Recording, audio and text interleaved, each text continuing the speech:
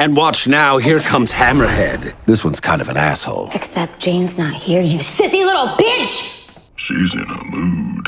Now, I usually let my guests introduce themselves and the work they've done, but this time I'd like to introduce you because I want to take a crack at pronouncing your last name. Okay, have at it. There's a lot of consonants, so. Okay. All right, welcome everyone to a Fox Encounter here with the awesome Stephanie Czajkowski. Boom, you did it! Awesome. Okay, great. I didn't practice that like 20 times before we started. I mean, it's a lot. It looks a lot harder than it actually is, which is kind of funny. Yes, it is. So who you might recognize from DC's Doom Patrol, Called Wild, Shameless, Bones, and most recently the Macgruber series. Yeah. So to start off, how long have you been acting, and what first drew you to be a performer? I've been professionally. I mean, I always kind of like break it down to because I've been acting like in. I've been acting in community theater and things like that since I've been like 10, 11, I think. But there is a ongoing story from my mother that when I was a child in kindergarten, they used to do reruns of the Brady Bunch in syndication when I got home. And I apparently decided I wanted to be an actor, I think before then. It wasn't fully crystallized. But when I was like 5, 6, I made my mother write a letter to the local ABC affiliate to ask them how I could be on the Brady Bunch, because I thought that I could do that. And they were kind enough to send an letter back. There was no emails at that point. They were kind enough to send an email back that was just like, well, you should start modeling, or you should try to go to classes, because the Brady Bunch hadn't been shooting for decades. But it started there, and then I, like a lot of other women my age, saw Grease for the first time. In like on a VHS tape, and decided I wanted to be, Olivia Newton-John. And then it kind of spiraled from there. Like it was pretty constant. It was I kind of an inkling, I think, when I was young, but then it was, by the time I was like 9, I was like, no, this is what I want to do. This is what I wasn't sure how I was going to do it, but it was what I wanted to do.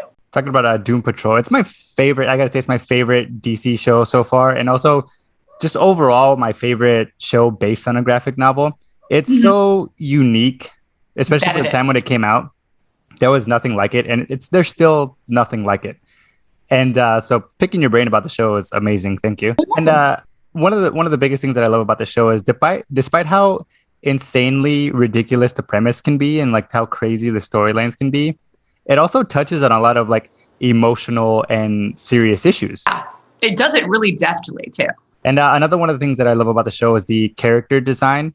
I love shows that have like great character design. So when we first got to see the Underground with all of the personalities, you were definitely one of my favorites. And I got to say, like, you're pretty much like exactly what I pictured Hammerhead to look like.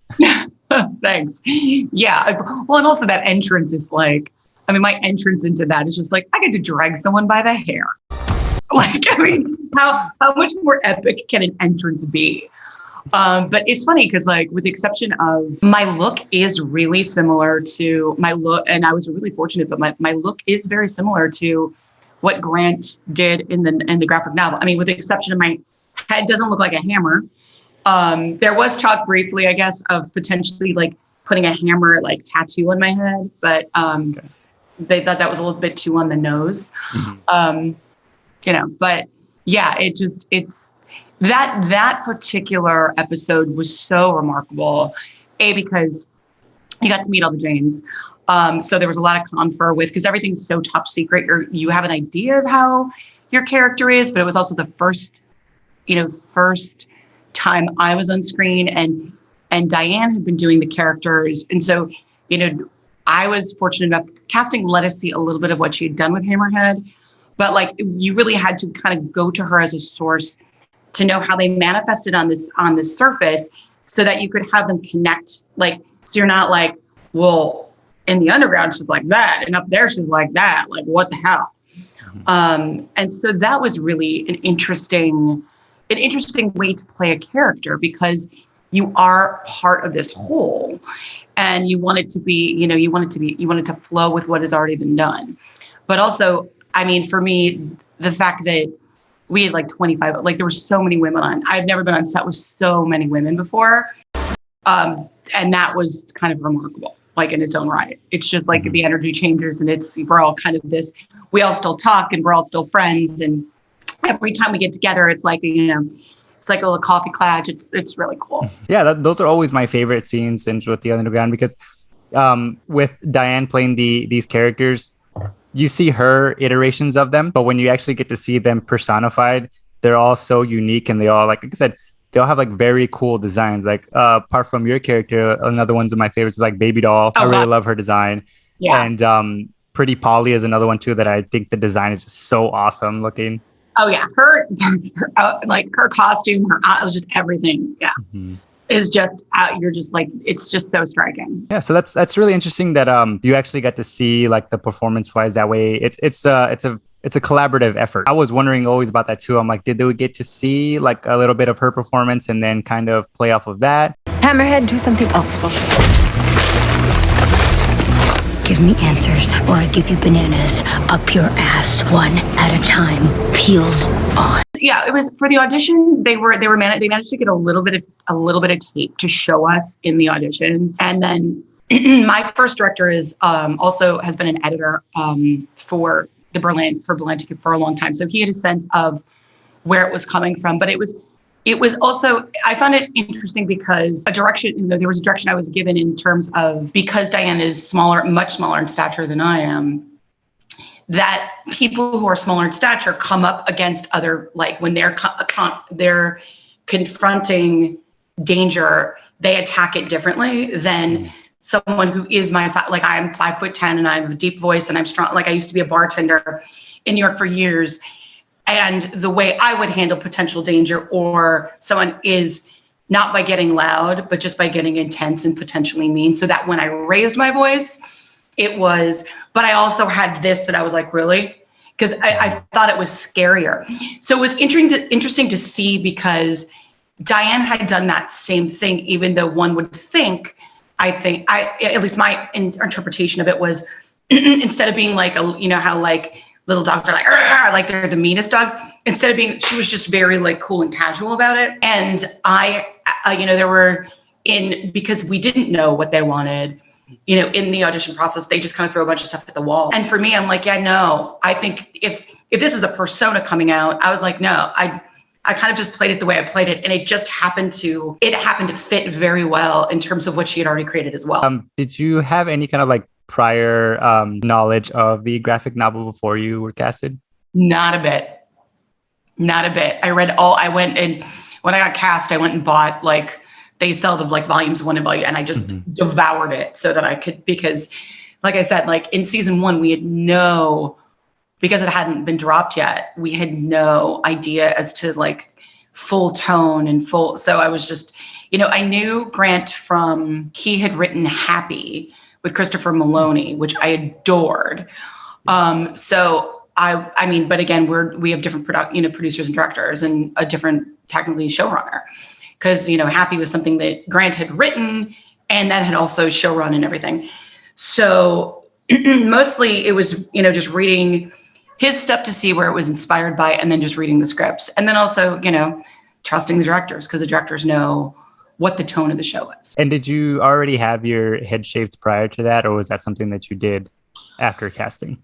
Very synchronous. I, at the time, I am in remission now, but I had been diagnosed with stage 2 breast cancer. So I was going through chemo, and I was almost done with chemo. And so I've lost my hair. My hair had started falling out, so I shaved it. And I just kept auditioning because I, asked my doctor if it was okay. And he was just like, as long as you feel fine. Yeah, I mean, it's fine. But I lost my hair. I just didn't have hair. And then subsequent seasons, I've shaved it. Right now it's shaved for a different project. Like, it seemed for me as an actor, for whatever reason, I think because, again, of my stature and because I have really strong features, that when I did shave I was like, all right, well, my hair is going to fall out. So I'm going to get headshots and let's see, like maybe I could do a cancer commercial or something. Mm-hmm. And it turned out instead, I ended up booking a bunch of like really cool jobs. It really suits your look. Thanks. Yeah. Yeah. It's weird because I shaved my head in November of 2018. And like, I've grown hair back, but like, we're just now at the point where like I had grown a little bit of hair back over the holidays because I was on hiatus, and I dyed it blonde because I was like, why not? And then I went to set for this project that I just wrapped, and they shaved my head. And I came home and my husband's like, oh yeah, okay. Like, because we're just so used to it now. That's interesting. I've actually seen a few of your other like interviews and other stuff you've done and when you're talking about your battle with cancer and stuff. And I find that you have a very positive attitude about it all the time. And I truly, truly admire that. Did you always have that kind of, positive attitude about it? Or did you have to kind of learn learn your strength over time? I think it's a combination of a couple of things. My mother was an incredibly optimistic woman who was like bright light and sunshine all the time. Mm-hmm. So I inherited a little bit of that from her, and an incredible work ethic from my father. But when it came to cancer, it had come at a point in my life where I had lost my mother to. She had suffered a very, very rare blood cancer that went into remission for 7 years and then presented and then ended up taking her life. And then prior to being diagnosed, which basically made my brothers and I incredibly vigilant about just doing checkups and, making sure, just doing the things you need, screenings, like, preventative screenings of everything you can. In this instance, literally the year before, I had just consequently, my uncle, my father, and one of my best friends from college died in succession, like months and months apart. So I had gone in for a screening my father died of a heart attack. And so my brothers and I went and got, and again, my husband and I had just gotten really good health insurance. We're like, get all the screenings now while you have it, because that is the state of, health insurance in America. And so I had found this nodule on my thyroid, and it turned out that it was cancerous, which I kind of put off. And then right after that, I found a lump in my breast, and it was like this succession of dominoes. And I think it was not so much being positive about it. It was, I just, coming out of losing so many people, I was kind of like, what, pardon, can I swear on this? Yes, that's fine. I was like, what the fuck? Like, you kind of don't, your world is kind of turned, it's very similar to like what we've been through in COVID. Your world's kind of turned a little upside down. And so you're just like, well, clearly I could go at any minute. So I think part of it was just, I am incredibly healthy. I've been a fitness instructor for my entire life. I've done all the things I'm supposed to do. I do drink booze, but I was like, oh, these 3 people died. They shouldn't have died at that point. Who's to say that it isn't my time? And so I needed to kind of really walk down the path of like, if I die, what does that mean? Like, does that mean, like, if I died, would I be happy with what I've left behind, I guess, which gives you a lot of freedom because you're just like, oh, wait a minute. You start to give a lot of less fucks. And also again, like I had 3 cancers, which is ridiculous, but I was also really healthy so my body could take chemo and radiation partially for like, it was kind of on the line. Do I need it? Do I not? And they were like, you're healthy and you're young. Fuck it. We're going to just throw the whole thing at you. And so through that, I was kind of like, okay. But I think also I was very much in contact with my doctors, and I was very, very deep into the science of all these people have studied this for so long, and things change, but what the prognosis is as we went down the thing. I mean, as we started finding more cancers, like we found my kidney cancer and we were just kind of like, come on, man.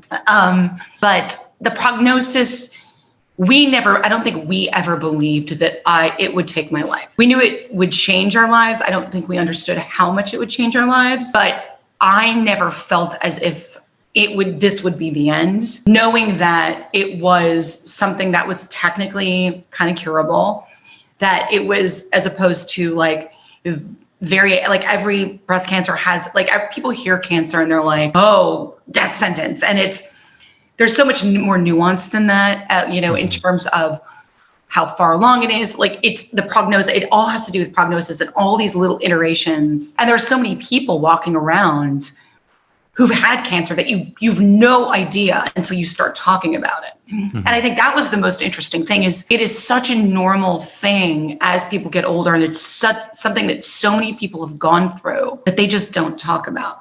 And that to me was shocking and not disappointing, but it made me want to talk about it more because it made me want to normalize it. I most recently have had to deal with a couple of deaths in my family, people who are very close to me. It's the club of close people dying. I'm just like, I just don't want people to join it because it sucks so hard. Everyone's process of grieving is such an isolated, an individual thing that there's similarities. As much as you want to take on someone's sorrow, you can't. And that's so hard. But I also think, to that extent, it's all the big things, like even, I think part of the reason I've booked so much work during cancer or right after, like I've always booked jobs right after someone's died. Like it's like this thing, it's like my reward. Or, I get cancer, I got another job. And I think it's partially because as actors, a lot of the time we're so focused on we want to work and that we forget about what's important. And here's the thing, like what I do is important because, during the pandemic, man, it gave a lot of people places to go.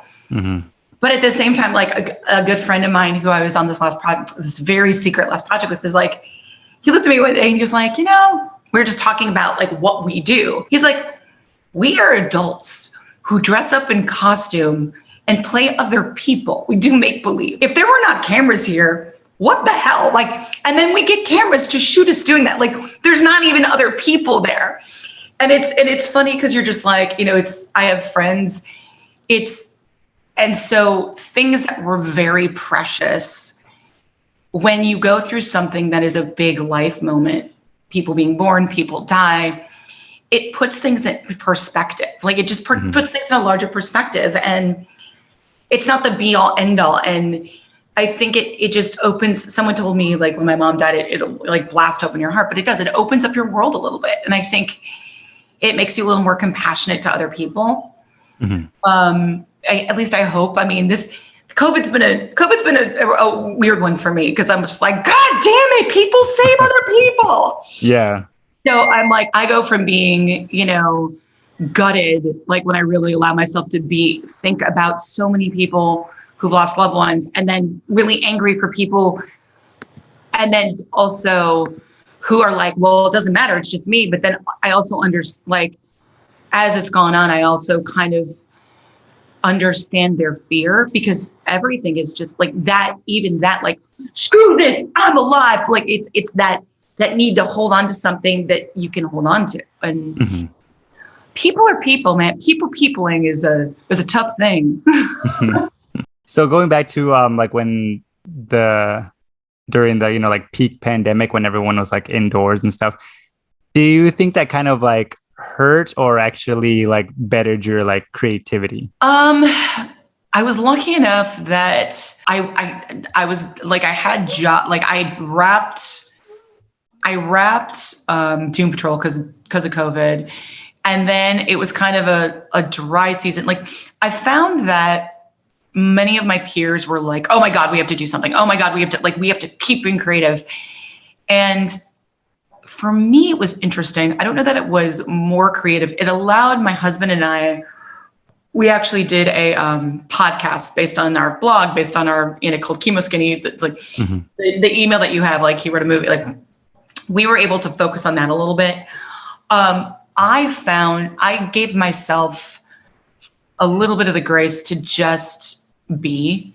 Like after 90 days, it got a little more like, but I kind of felt that even through cancer, because I was still working and still moving, and that this had suddenly afforded me the time to just stop for a minute, because everyone else had to, so I didn't feel so guilty about it. I don't know if I was more creative. I felt a lot more connected to humanity, I guess. I felt a lot more grounded. I didn't feel so rushed in my world. And I find that I do my best work when I'm just really grounded in what it was. So I think for me, I found that my work-life balance in terms of like survival job, like was way off. And trying to find that balance of allowing myself rest when I needed it. And so for me, the first part of that pandemic was really welcome, actually. It was really welcome.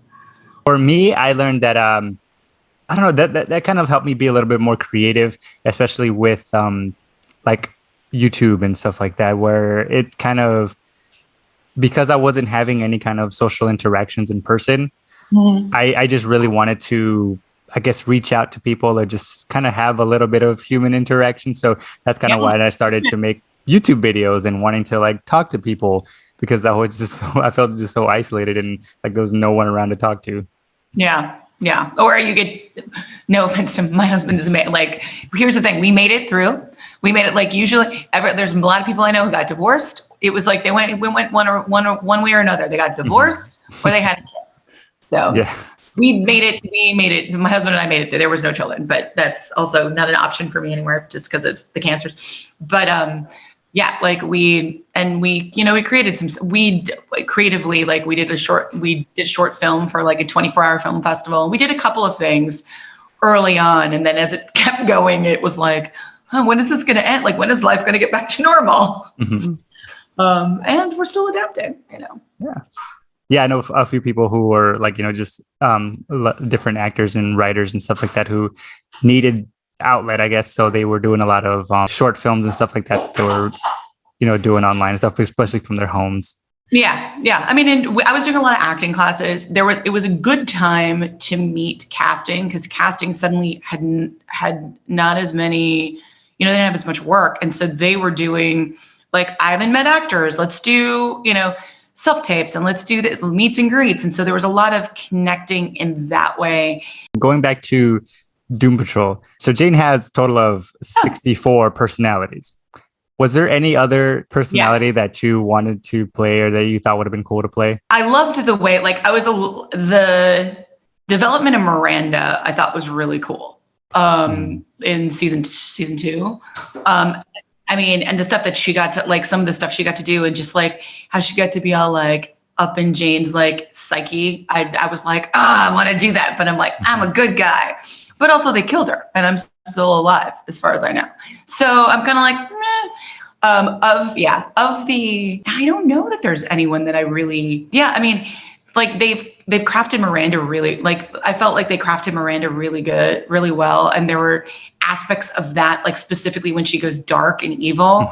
I love that people being evil, but not in the way that not in an archway, but just in a way that like is deep, and that like I like the psychological like implications of that.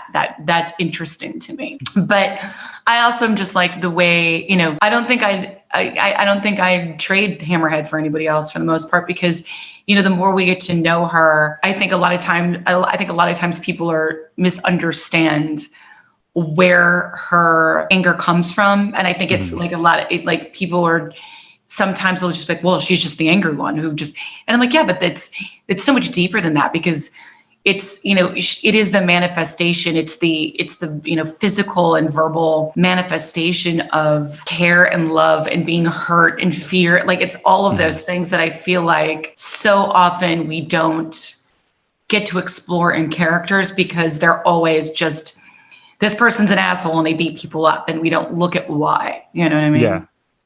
Yeah, that's one of the reasons why I think that I've always been so drawn to your character, is because of that. Like on the surface, when you first see her, she's a total hard ass. And I like that. I enjoy that. I love seeing tough women.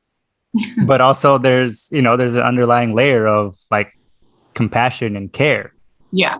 And I think that has been, the writers have been kind enough to trust me with that, to trust in, both how they write for me now, like how they, not that they've changed the writing, but how they write for me and how I've taken that interpretation. Like it's because it's all collaborative, and it's, and And I just, I feel like in certain respects, often my job these days, or in a couple of roles that I've had in the last little while, is to give voice to people who so often, to give voice to the anger that's so often ignored because it's anger.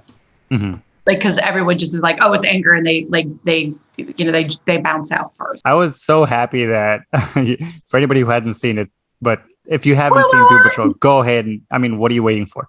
But yeah, like when they were showing some of the deaths in the underground and stuff, I was just like, no, Hammerhead's fine. She's fine. Get out of here! This isn't your job! Everyone, no! Come at us, you fucking fuck! The whole time I'm just like stressing out, like, no, she's fine. She's fine. I'm stressing out too. I'm like, oh God, we ain't precious. I'm like, don't piss anyone off. Don't get killed. I mean,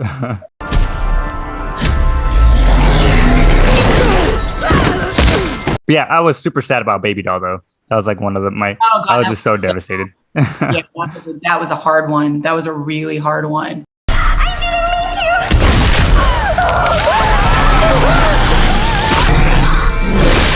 Hey, yo, what the fuck? I mean, but that's the hard thing about like being a writer. Like, that's the thing I've learned, like when they kill you, which always sucks, but it's always a story point. It's always because they're trying to draw it, like, and you generally kill people that the audience is going to care about, because otherwise they're definitely like, otherwise they're a red shirt on Star Trek. You know what I mean? They're just fodder for death.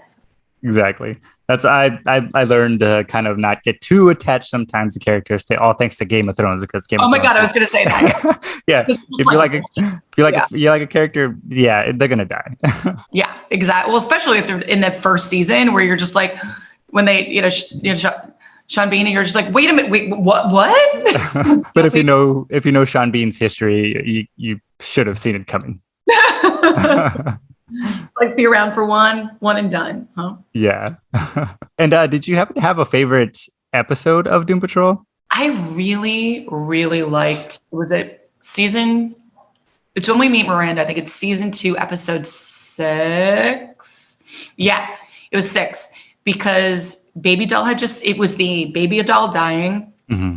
the candle maker, into that procession of like, just that, all of that was just, I really, really enjoyed that. I really enjoyed in season 3. I'm like, I can say this, we've been open. Season 3, the Mist, allowing the fact that the Mist and the Sisterhood of Dada allows us to suddenly interact with other characters. Like, for me, as a viewer, like watching Mama, or is it Mama Pentecost? It's Ba, be able to have lines finally, but also be talking to to Larry and Cyborg, like watching how those interact. And as a viewer, and also one of my favorite ones to do was episode 7 of season 3, where I got to be a puppet. Yeah, it was amazing. And also the fact I loved Subconscious Patrol, because I loved watching Brendan, like everybody get to act with their others, like being able, like having the like, that was, I think, one of my favorite episodes of all time. Yeah, I think it was one of my favorite episodes of all time. And also because, I mean, I got to be a Muppet. Come here. Come on. Here's the deal. We're in K's subconscious. I thought we're always in K's subconscious. Do I have a PhD in subconscious shit? How the fuck should I know? Point is, she's in control. She's a well-adjusted adult. Not. And we're fucking puppets. So go with it. Like, I was just like, what? I get to be a puppet? Hell yeah. And they did oh my God. And my puppeteer did such a great job. And my puppet looks so cool. And I just wish I could have it. But at some point I'll have to like call the girl who made it and be like, how much to commission another Hammerhead puppet, if I'm allowed to do that. Did you at least get to, maybe get a picture with it? Yes. I have them up on my Instagram. I happened to be there because we actually voiced them much later in ADR sessions. So I actually voiced it while I was working on Macgruber in Albuquerque. But I happened to be there when they were, I think, rehearsing, because I was in 205. We were doing block 205, 206. And so one of the ADs was like, hey, do you want to meet your puppet? And I was like, yes, I do. And so I have a picture of like me and my puppeteer and me and the puppet and me like, so. And speaking of Brendan Fraser, like how was that? Like just being able to work with the legend himself? I was not nervous. I was excited. Like, you know how you get nervous / excited? Like it was, I mean, it was working with him was my first scene on the, like that was the scene that was scheduled first, which part of me is like, like sometimes I like to have like a day or two where I don't really have to do much. So I can kind of, because when you're the new kid at school, like you, like it just feeling comfortable and whatever just allows you to do better work. Cause sometimes you're like, just be good, you know? But he was an absolute joy. He is such a lovely, lovely man. And it makes me so happy that he's having, partially because of this, he's having this resurgence just because he's so good and an ass. I'm like, if you're talented and asshole, I'm like, whatever. Exactly. Even with having these conversations with people, I've just found so many people that are so humble, and I truly appreciate that. And I love that, including yourself. Thank you very much. Well, I think if you've been in the industry long enough, you know, you realize that if it's your time, you're lucky, but there are people who are some of the best actors I've ever seen in my life who aren't on television, or I've seen them in acting class. Like, and so you get to know that you're as good as you are. I remember I was working on the Jersey Shore doing a musical years ago, and a good friend of mine on the show was just like, here's the thing, you're as good as you are. You know, there are going to be people who are better than you. There are going to be people who are prettier than you.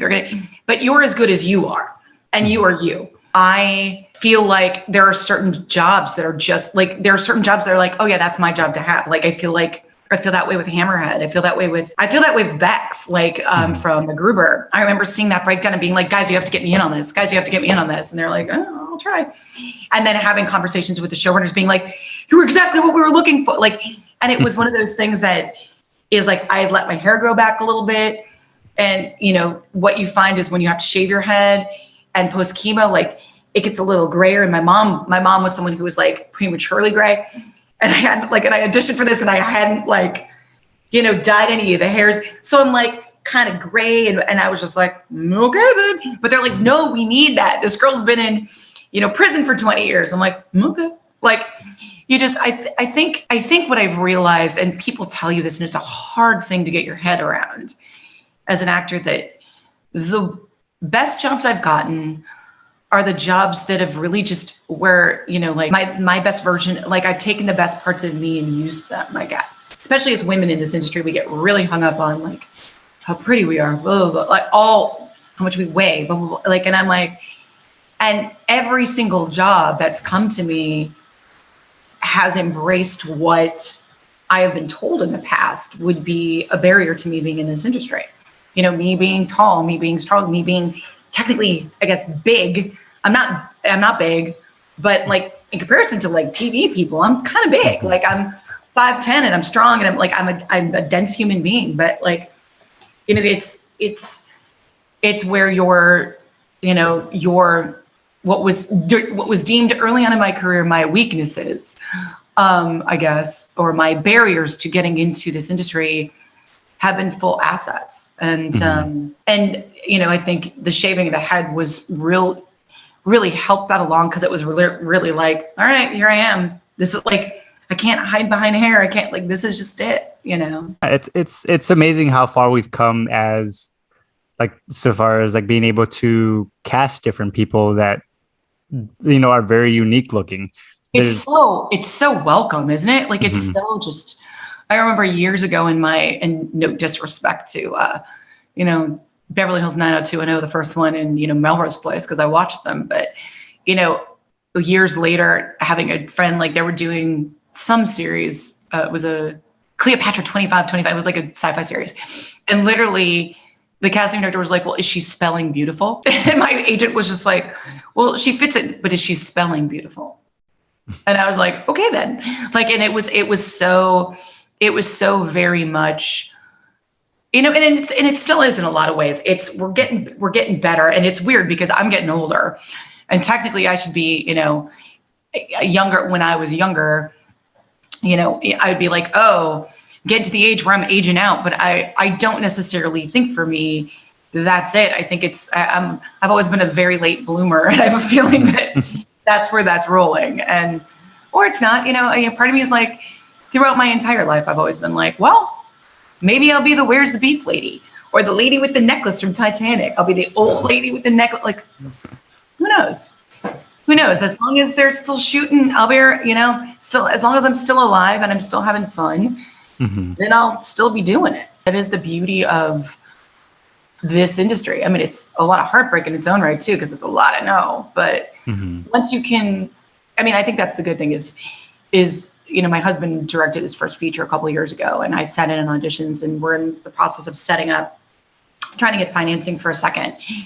And it's a thing of when you sit on the other side and you watch, as a casting director, you watch tapes and you see these actors who are great, but they're just not what you're looking for. And, and the thing is the industry moves so fast, you don't have time often to send a letter to people to be like, your work was amazing. It's just like, something's like, it's not fitting in the way. And it's trying to remember that, there's a job, but you also have to fit into a bigger puzzle that, is for storytelling. So luckily, Doom Patrol, I was the right fit for storytelling. I was a good cog in that, I was a good cog in that wheel. I was a good cog. I was a great cog for Macgruber. Like it was, I was very well suited. My look at it was very well suited to that. So yeah, I feel like this other thing too that's so great about Doom Patrol is that I feel like a lot of the casting is just so spot on. Like especially with the first season with Alan Tudyk as right as Mr. Nobody. Like I thought that was just so perfect.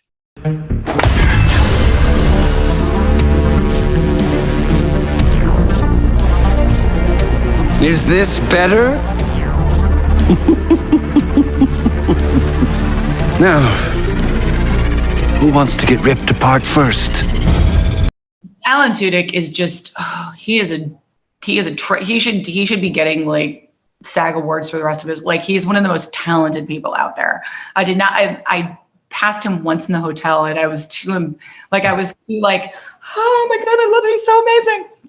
At some point, his wife, I don't know if you've watched Peacemaker at all, but his wife choreographed the opening credits of Peacemaker. But David Rappaport and Lindsay Baldassare they do Doom Patrol, but they also do all of the Berlanti stuff, all of the DC stuff for like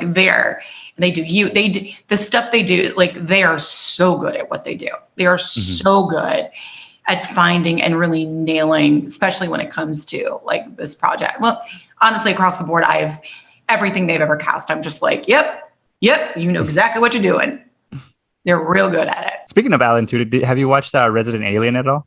I have not. I watched the first season, I think, I watched the pilot like somewhere in the pandemic, but I'm like, I kind of was like, I'm going to save this for later. And then I haven't gotten back to it, but I know the second season came out. So now I can just binge it all basically it's like sitting, waiting for a binge is I think what we're looking at. Mm-hmm. Yeah. My wife and I really enjoy watching that one. I also, we watched it for Alan Tudyk, but I also truly started to appreciate it when they got more into the, like, I'm Native American, so I always appreciate when we have a ton of representation in TV shows and movies. But that one was surprising because I didn't really think of it as something that they were going to do. But one of the main characters, Sarah Tomko, they go into her, her story with her family, and they even visit her family on the reservation and stuff like that. So I found that very, very interesting. And I like the fact that, there's a main character in a show that I love that is also Native American. I'm not gonna lie. You kept up a really big secret, and it's gonna hurt a lot of people when it comes out. I couldn't take care of her. I was just a kid myself. Yeah, well, and is legitimately like, and they're just honoring, as opposed to being like, well, like doing big like backflips and like, hey, look, well, like it's just, she doesn't like that. I think that's the thing that like I like seeing in as we start to expand in representation and also people in writers' rooms, etc. Is as opposed to it being like hey look, we're doing the thing. It's just like, oh yeah, well yeah, there's so and so, and then we just kind of bring it in. You end up bringing it in a way that's much more organic. Yeah, exactly. Because even when I see representation of my people, I'm not like, oh my god, yes. I'm just like, oh cool, awesome. Yeah. Well, and it's also there's I went to the Academy Museum, and they were talking about like the Academy Museum. Not to ruin it, anybody who's going to the Academy Museum, but you have to see it for yourself. There's a thing where they were talking about like there's a room that's basically talking about representation, and they're talking about a John Wayne cowboy movie, and some of the native one of the native tribes in Arizona, I think, where they were shooting. And they were doing this whole thing where like there was a guy, big white man on a thing being like, blah, blah, blah, blah, blah, blah. And they were speaking back to him in their native language. And I guess the director was like, yeah, just say whatever. And then we're going to give you words. And it's like, we apologize, blah, blah. But actually, when someone translates it, I don't know if it was Navajo tribe, someone translates like, you guys are assholes. Like, he totally is just like running down this entire production. I'm like, yeah. That was actually one of my very first YouTube videos I had ever done. It was supposed to be for like Native American History Month. So I was just gonna like, throw out some suggestions of films starring some Native Americans. And it turned into this whole like deep dive into the history of Native Americans in film, but just kind of by accident, because I started looking into it because I was like, oh, let me just look into it and kind of see where we first kind of started getting some actual Native Americans in there instead of just like, white people painted up. Oh God, yeah. Yeah, so it turned into that, and I was just like, wow, this is kind of hilarious to me. So I started to like go into that, not in like a judgmental way, but just kind of wanting to know why and where all that stuff comes from. And it ended up being like one of my favorite videos that I had ever done, because it just kind of went into it in a way just kind of to make fun of it, but then I kind of looked into it and was like, yeah, there's a lot of really deep meaning into this and what it means to me and how representation for my people has kind of evolved and where it's going. And even though it started off in a negative light, it's actually coming to be very positive now. Mm-hmm. I will. Is it just on your channel? I can look for it. I'm like, I can look for that one. Yeah, I'll send you the link as well. Yeah, my brother, my husband's from Canada, but my brother-in-law is Métis. So, not that means anything. Not that means anything. But it always makes you more aware of when you have people in your orbit. Mm-hmm. Considering I grew up in southern Wisconsin, in the whitest place in the world, so getting out and seeing other things that make you slightly uncomfortable are so good for people. And so many people don't want to do that because uncomfortable is uncomfortable. But. Yeah. I'm a big proponent for making people uncomfortable, which is why when I talk to different people from different backgrounds, I'll always like make fun of myself or make fun of like the native culture and kind of dig into stereotypes, because I want that conversation to come up so they can ask me questions, because I find that a lot of people want to ask me questions about Native American culture, but they're scared. Yeah, it is one of those things, I think, that as you're being recorded, it is one of those things where I feel like people are afraid they're going to trigger something or they're going to say the wrong thing. And then and the thing about it is you don't get information unless you ask questions, but you also have to be willing. And I think that's the other part of adults, is you have to be willing to be foolish or feel foolish or feel like you said the wrong thing. Because the thing about it is anybody who's going to answer any question about themselves, I feel, or about their heritage or about a specific issue, they want people to be smarter about things. And if they can help, they will. To start, it's just paying attention to humanity around you and starting there and then getting bigger about it. But also white people like to be very like the white savior thing is definitely is deeply rooted in, I think, our history and also the way history has been taught. And the fact that, suddenly you're not a hero anymore. People don't know how to wrap their brains around the fact that people are people, and people can have done good things and also be totally shitty. And the contraindicative things that go along with it. I don't know. Mm-hmm. It has to come into conversation with, people specifically of different backgrounds and native tribes and all those things. And I don't know, part of me doesn't know how we get there because so many people are so afraid to have those conversations. It is so. What is your suggestion, Justin? I don't know. Well, and also, do you think that you will poke fun or like say sort of kind of to trigger a conversation, but also to make someone else feel at ease because you know that they're not at ease in asking you a question? Yeah, a little bit. Yeah, something like that. Because I know there are times where people want to ask me questions, but like I said, they're just afraid, or they'll think that I guess I just don't want to answer it, or I'm just, like you said, it'll trigger something. Yeah. But no, I'm very open about speaking about my heritage and stuff like that because growing up, I grew up in a very diverse neighborhood. I didn't grow up in the neighborhood or the reservations where my family grew up. So they were surrounded by our culture like their whole lives. Whereas my mom moved us out to like, the middle of nowhere. So I grew up in a very diverse neighborhood. My best friend to this day lived next door to me, and he's, German Irish. So like, and across the street from us, one of my best friends was Mexican, and, their family, his parents came from Mexico, didn't speak English. So there's a whole lot of diversity, and we all looked out for each other because, we're kind of, I guess we lived on the more poorer side. So where I lived, we were separated by class. We weren't separated by race. Like if you were poor, they treated you, like that. They treated you really bad if you're from the poor side of town. If you were from the rich side of town, you got, praised and everything. We have a huge differential between rich and poor rich and poor people in this country. And oftentimes what's happening is you're watching those who have influence turn people who don't have money against each other because it benefits them. And it's just, it's kind of one of those things of like, in that aspect, like we have a lot more in common if people like working class people would actually come together and recognize that they're each other are not the enemy just because they come from a different background. That, I think we can change the tide of certain stuff, which is why I'm glad to see. I'm a union. Like I'm glad to see like the start to the unionization of like workers and things like that. Those kinds of things that are long overdue. I think as a girl who grew up in a middle class white background who's Polish is I think the smartest thing that I can recognize is that I don't know everything, and to just keep trying to be curious and do the best I can. I don't know. I'm like, but I wish I could solve a lot of these problems in an instant. I wish it was. Justin, if you just gave me a box check, I wish I could just like do this. It's solved.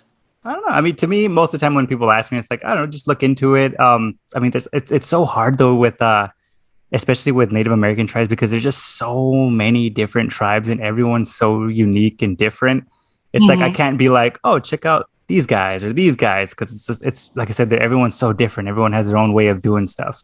Yeah, that's where it gets complicated, especially among Native Americans, because they're so different. Are you from a specific tribe? Or are you from? I'm from Yaqui. My tribe is called Yaqui. From Arizona. Oh, okay.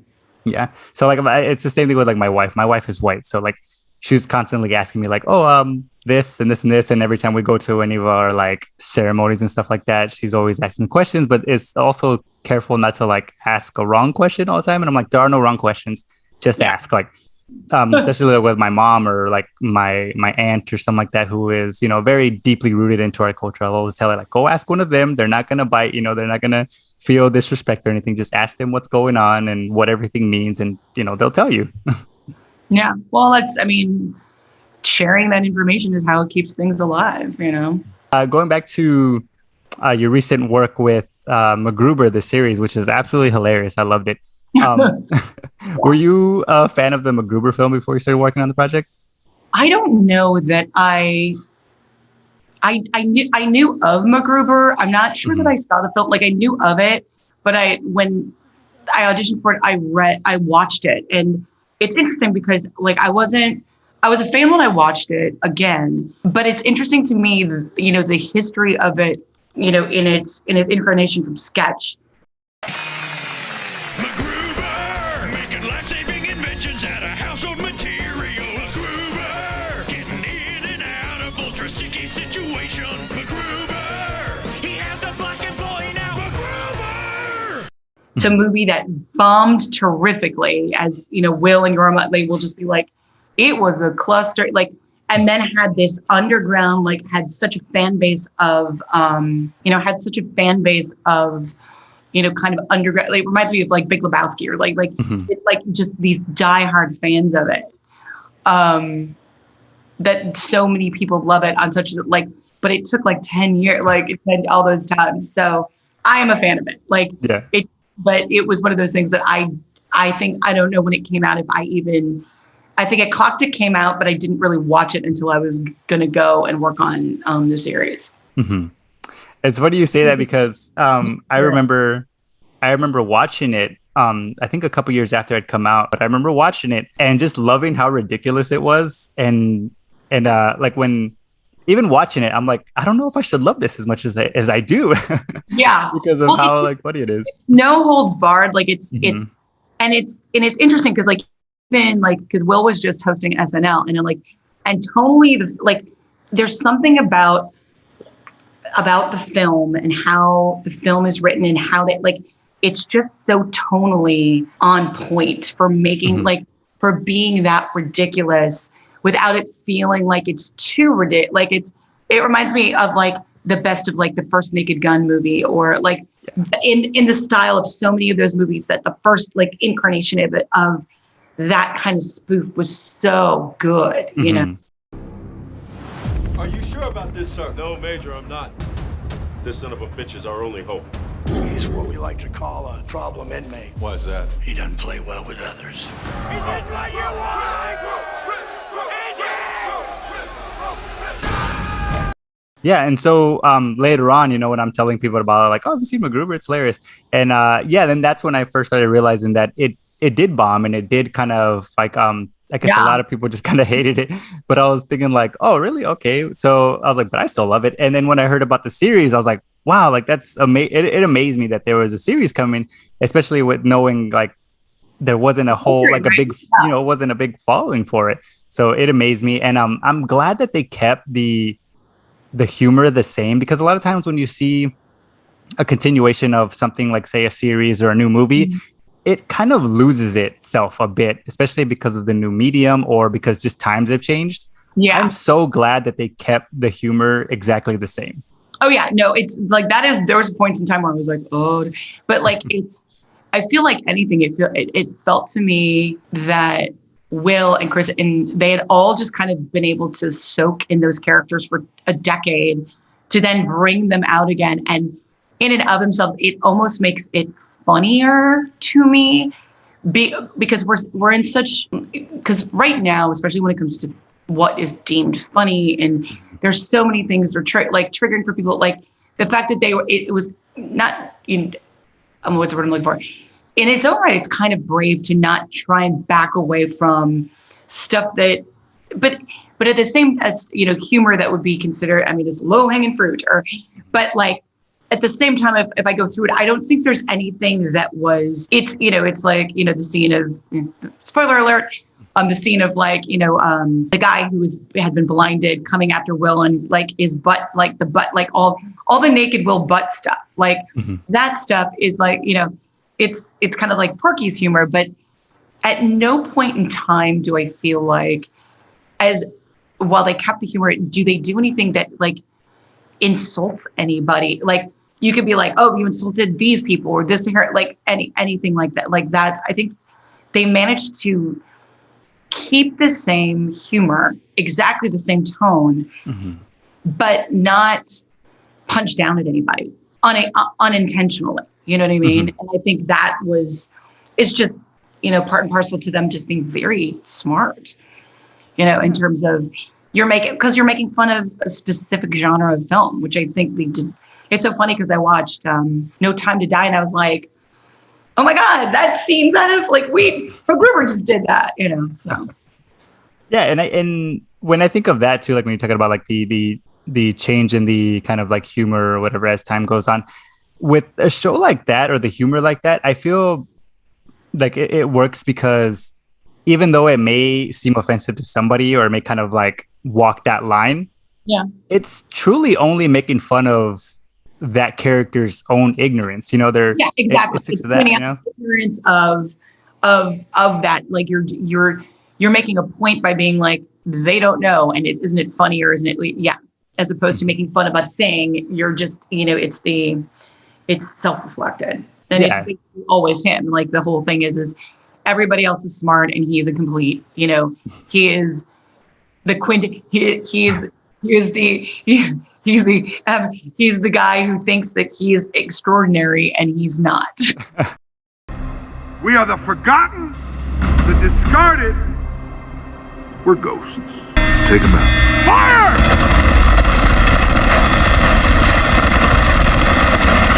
Hold your fire!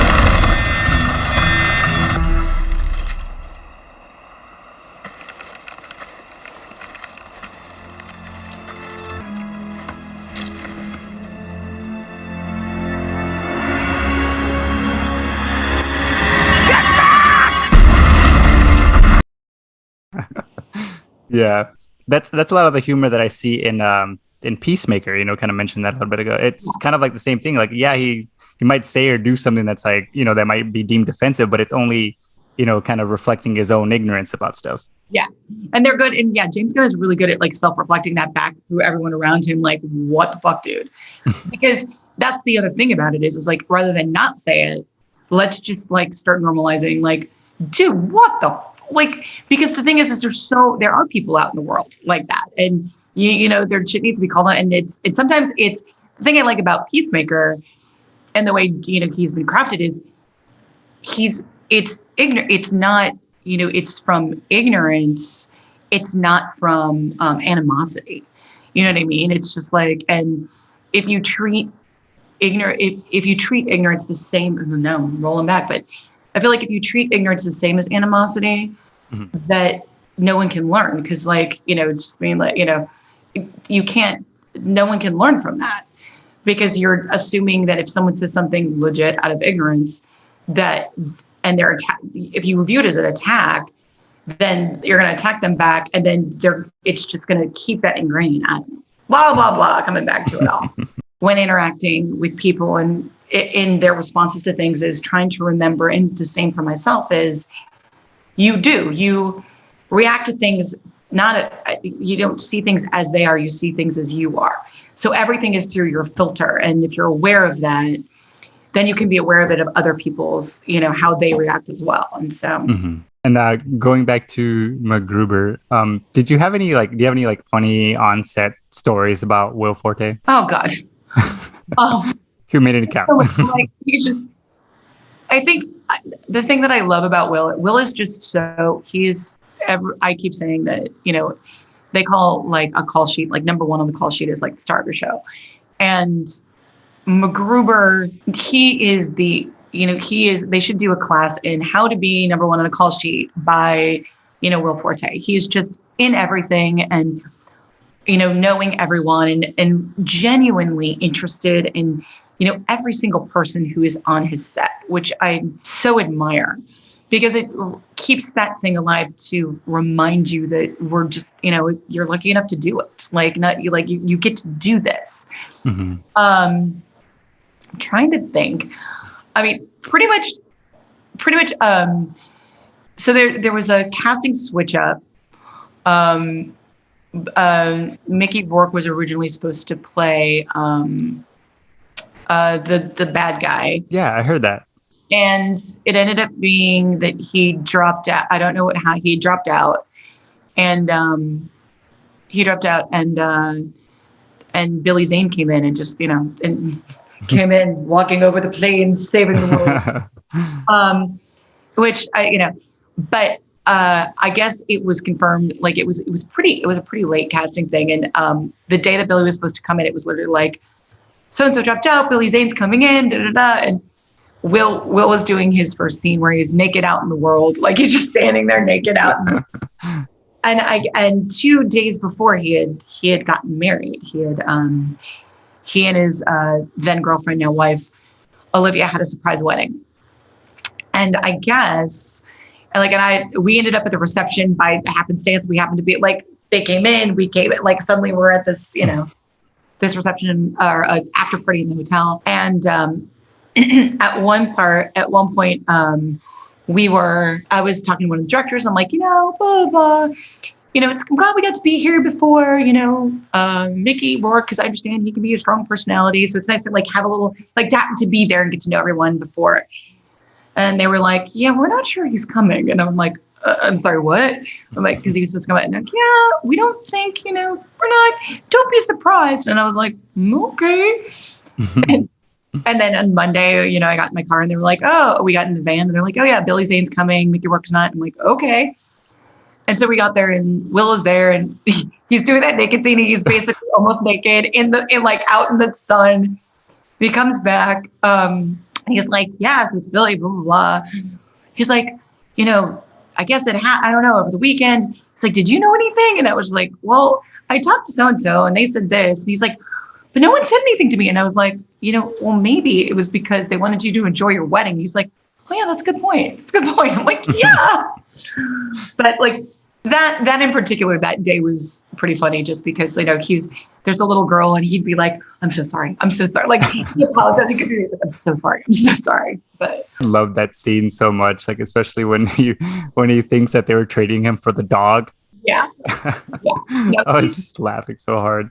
I mean, you really don't. He is just such a kind human. You can say he's a kind of, but he's also just so freaking talented.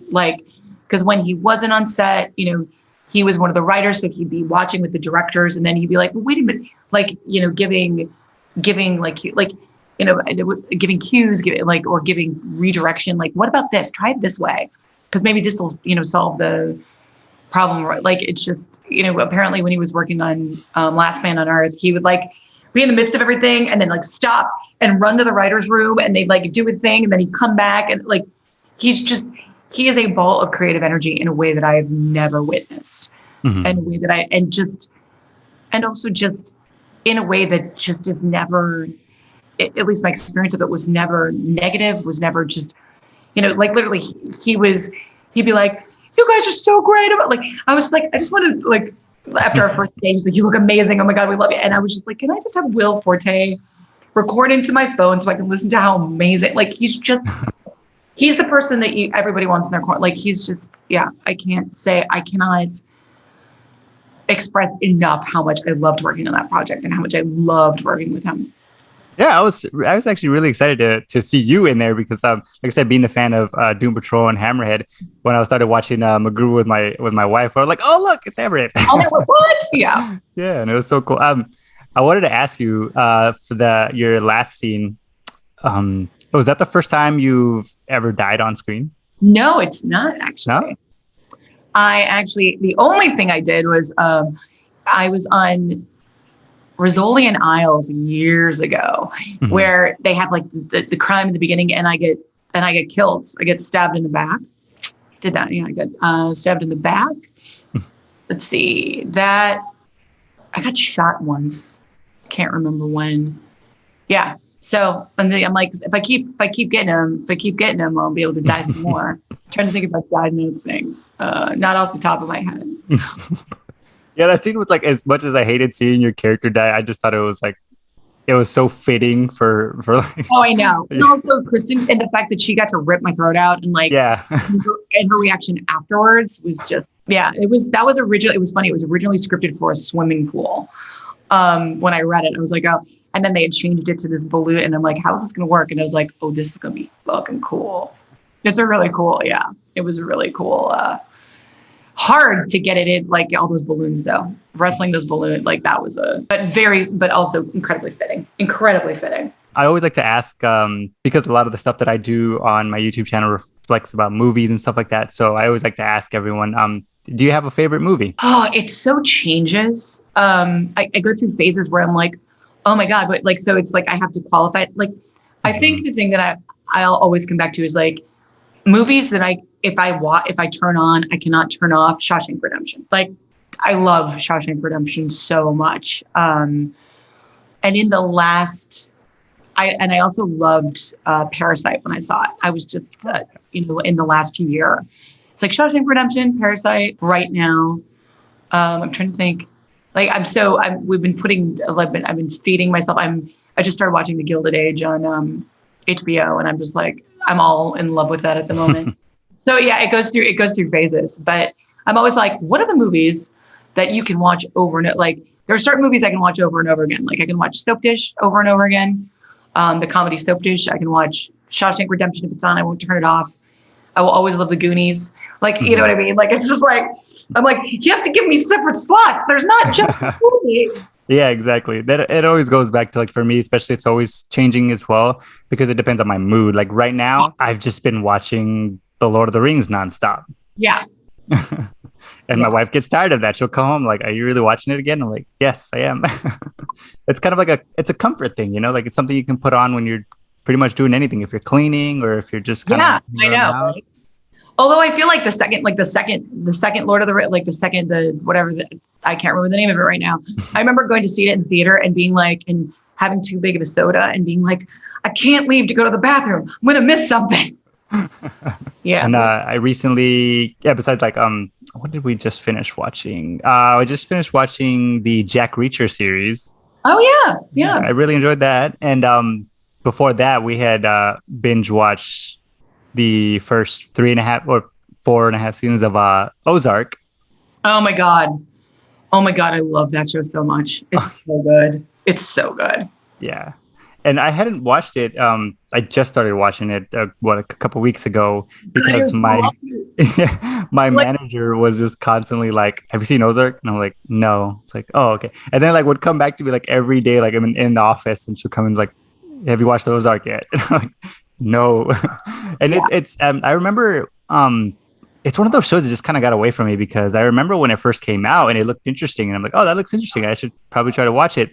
But for some reason, I don't know why, it just kind of like escaped me, and then I just never got back to it. That's the great thing about streaming, though. You can come back. Like we were in Canada, and Netflix is different up there, and we were just kind of. And my in-laws don't have a big TV or anything. And we had some screeners with us or whatever for award season because I get to vote on the SAG Awards. But we ended up rewatching Superstore, which was an NBC half-hour comedy basically about working kind of at Walmart. And if you've ever worked, you have worked retail, and I love it. Like my first jobs are in retail, and I'm like, I love it so hard. Like it's kind of one of those things that in the same way that Parks and Rec, it kind of takes the season to find its tone. But once it finds its tone, I'm just like, my husband come back, he's like, watching more Superstore. I'm like, yeah, I'm watching more. He's like, there were 50, and I'm like, I know, but I'm in. I'm like, and I'm one of those people that once I get in, I'll watch all of it. Like I did Breaking Bad. I waited on I watched all of Breaking Bad, and all so yeah. I know. Yeah, with Ozark, my husband was good about it. He's like, we can only watch one. I'm like, but just two, come on, just two.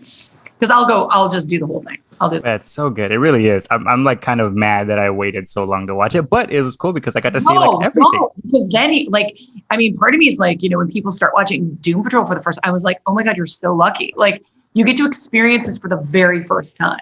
And that's like, I was pretty good actually. My husband wanted to binge Macgruber, and I was like, no, we got to spread it out. I mean, I also knew it happened, but I was like, we got to spread it out. We got to, because there's only 8 and then it's over. My friends in Canada, they've been dropping them one a week on Showcase. I think it's Showcase. So they've had the benefit of only being able to see one a week. Sometimes sometimes binging is amazing, but then like you binge and it's over. Yeah.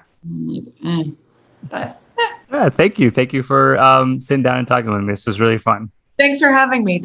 Have a great day. You too. Okay. Bye.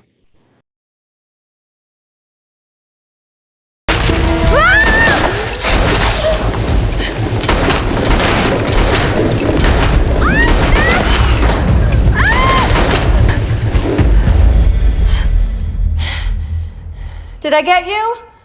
Be honest.